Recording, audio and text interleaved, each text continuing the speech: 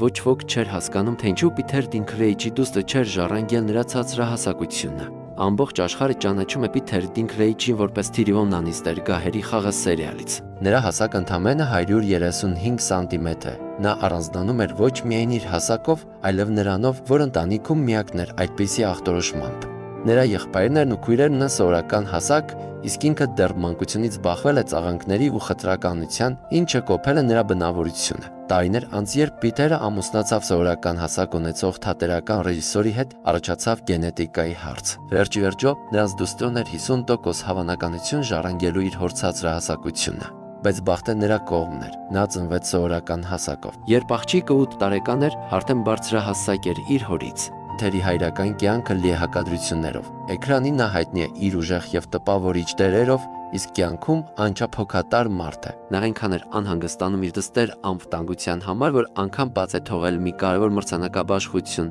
ընտանիքի նկատմամբ անցանկալ ուշադրությունից խուսափելու համար։ Պիթերը ցույց է տալիս, որ ուժեղ հայր լինելը կախված չէ հասակից։ Երեխայի նկատմամբ իրական սերն իսկապես սահմաններ չունի։